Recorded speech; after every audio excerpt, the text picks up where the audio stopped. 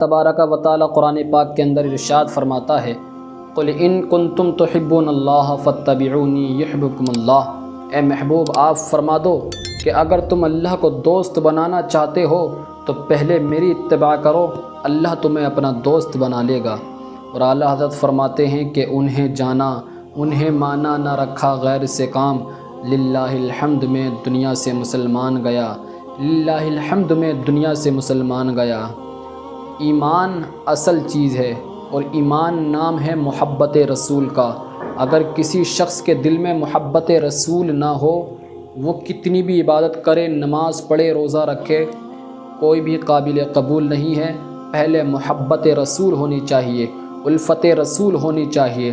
ہم اپنے بچوں سے بے پناہ محبت کرتے ہیں، اپنی بیویوں سے بے پناہ محبت کرتے ہیں، اپنے رشتہ داروں سے محبت کرتے ہیں، محلے والوں سے محبت کرتے ہیں، جہان والوں سے محبت کرتے ہیں۔ کرنا چاہیے، اسلام نے منع نہیں کیا ہے، بلکہ اسلام بھی حکم دیتا ہے وصلوا الارحام، یعنی اپنے رشتہ داروں سے محبت کرو، ان کے ساتھ حسن سلوک کرو، اپنی اولاد سے بھی محبت کرو، اپنی بیویوں سے بھی محبت کرو، اپنے بچوں سے محبت کرو، اپنی ماں اور اولاد اپنے والدین سے محبت کرو۔ مگر جب اسلام نے اتنا کہہ دیا کہ تم اپنے گھر والوں سے محبت کرو تو ان سے محبت کرنی چاہیے، مگر مسئلہ یہ ہے کہ جب اللہ اور اس کے رسول کی محبت کا ٹکراؤ تمہارے رشتہ داروں سے ہو جائے، تمہاری اولاد سے ہو جائے، تمہاری بہن سے ہو جائے، تمہارے گھر والوں سے ہو جائے، تو اب تمہیں کسے چننا ہے؟ اپنی بیوی کو چننا ہے یا حضور کو چننا ہے؟ اپنی اولاد کو چننا ہے یا محبت رسول کو چننا ہے؟ جہان والوں کو چننا ہے یا محبت رسول کو چننا ہے؟ جہان والوں کو چننا ہے یا حضور کو چننا ہے؟ تو اس وقت دیکھا جائے گا تو ہمیں اس وقت حضور کو چننا ہے۔ وہ اس لیے کیونکہ ہمارے رشتہ داروں کی محبت دنیا میں ختم ہو جائے گی، بچوں کی محبت دنیا میں ختم ہو جائے گی، مگر میرے حضور کی محبت دنیا میں بھی کام آئے گی اور مرنے کے بعد قبر کے اندر بھی کام آئے گی اور وہاں سے اٹھنے کے بعد میدان حشر میں بھی کام آئے گی۔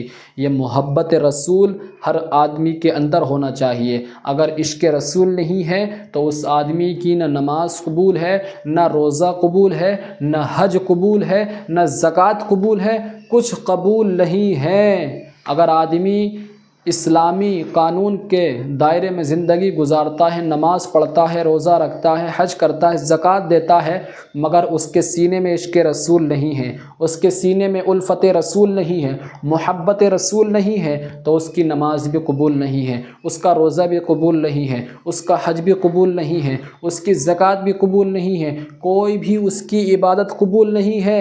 دیکھیے حضور کے زمانے میں کچھ منافقین تھے، وہ نماز بھی پڑھتے تھے، روزہ بھی رکھتے تھے، وہ حج بھی ادا کرتے تھے، زکوٰۃ بھی دیتے تھے، مگر اللہ نے ان کے تعلق سے کیا کہا؟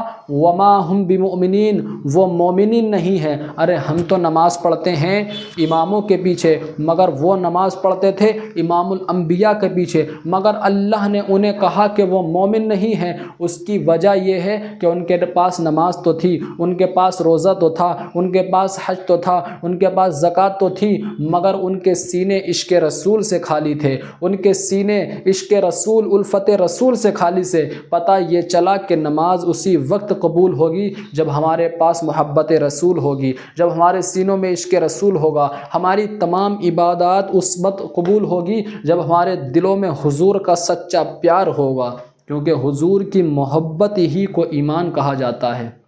میرے آقا ارشاد فرماتے ہیں، لا یؤمن احدکم حتی اکون احب الیہ من والدہ وولدہ والناس اجمعین۔ تم میں سے جب تک کوئی آدمی مسلمان مومن نہیں ہو سکتا جب تک کہ وہ تمام جہان والوں سے زیادہ، روئے زمین سے زیادہ، اپنے رشتہ داروں بچوں سے زیادہ مجھ محمد سے محبت نہ کرے۔ تو ہمیں چاہیے کہ ہم اپنی ماں سے زیادہ حضور سے محبت کریں، اپنی اولاد سے زیادہ حضور سے محبت کریں، اپنے رشتہ داروں سے زیادہ حضور سے محبت کریں، کیونکہ الفت رسول، محبت رسول ہمیں وہاں کام آئے گی جہاں پر ہمارا کوئی نہیں ہوگا۔ میدان حشر کا دن ہوگا، 50,000 سال کا دن ہوگا، نفسی نفسی کا عالم ہوگا، نہ باپ بیٹے کا ہوگا، نہ بھائی بہن کا، کوئی کسی کا نہیں ہوگا، مگر میرے حضور وہاں چن چن کے اپنی امت، اپنی گنہگار امتوں کی شفاعت کر رہے ہوں گے، اپنے گنہگار امتوں کو دوزخ سے نکال کے جنت میں ڈال رہے ہوں گے۔ تو ہمیں حضور سے سچا پیار کرنا ہے، حضور سے سچا عشق رکھنا ہے۔ حضرت خالد بن ولید رضی اللہ تعالی عنہ کفار سے لڑائی کر رہے تھے، مقابلہ کر رہے تھے۔ اس میں سے ایک پہلوان تھا جس کا نام تھا نستور۔ آپ اس سے مقابلہ کر رہے ہیں، مقابلہ کرتے کرتے پہلے آپ اس کو پٹک رہے ہیں، اس کو مار رہے ہیں، اور بیچ لڑائی کے دوران آپ کی سر سے ٹوپی نیچے گر جاتی ہے۔ جیسے ہی آپ کی ٹوپی نیچے زمین پر گر جاتی ہے تو آپ پکارنے لگے کہ میری ٹوپی مجھ کو دو، میری ٹوپی مجھ کو دو۔ اتنے میں وہ پہلوان آپ کی پشت پر آ کر بیٹھ جاتا ہے۔ بنی مخزوم میں سے، آپ کی قوم بنی مخزوم میں سے ایک شخص نے آپ کو ٹوپی لا کر کے دی۔ اب جیسے ہی آپ کو ٹوپی لا کر کے دی، آپ نے اس ٹوپی کو اپنے سر پر رکھا، پھر آپ نے اس کو قتل کر دیا۔ پھر لوگوں نے پوچھا کہ حضور آپ یہ بتائیے کہ بیچ لڑائی کے دوران آپ جنگ کرنے کی بجائے، اس کو مارنے کی بجائے آپ اپنی ٹوپی کو تلاش کر رہے ہیں، اگر وہ آپ کو مار دیتا تو کیا ہوتا؟ تو حضرت خالد بن ولید فرماتے ہیں کہ میں اس لیے ٹوپی کو تلاش کر رہا تھا، اس لیے میں ٹوپی کی فکر کر رہا تھا کہ اس ٹوپی میں میرے حضور کے بال شریف سلے ہوئے ہیں، تو جب بھی میں جنگ میں جاتا ہوں تو اس کی برکت سے میں کامیاب اور فتح پا کر آتا ہوں، تو میں ڈر رہا تھا کبھی اس کی برکت مجھ سے نہ چلی جائے۔ تو ہم کو اس واقعے سے درس یہ لینا ہے کہ جب صحابی رسول حضور کے بال شریف سے اتنا پیار کر رہے ہیں تو حضور سے کتنا پیار کرتے ہوں گے، حضور سے کتنا عشق رکھتے ہوں گے۔ تو ہم سب کو بھی چاہیے کہ ہم حضور سے سچا پیار رکھیں، حضور سے سچی محبت رکھیں، حضور سے سچا عشق رکھیں۔ انشاءاللہ یہ محبت ہماری دنیا میں بھی کام آئے گی اور آخرت میں بھی کام آئے گی۔ بریلی کے اعلیٰ حضرت رضی اللہ تعالیٰ عنہ نے اپنے انتقال سے پہلے وصیت فرمائی۔ وہ عاشقوں کا امام احمد رضا خان فاضل بریلوی کہتے ہیں کہ جب میرا انتقال کا وقت قریب آئے، جب میرا انتقال ہو جائے تو میری قبر کو اتنا چوڑا، اتنا اونچا بنانا کہ مدینے والے مصطفیٰ اگر میری قبر میں آئیں تو امام احمد رضا کھڑے ہو کر حضور کی تعظیم کے لیے ان پر درود و سلام، ان پر صلاۃ و سلام کے نذرانہ پیش کر سکے۔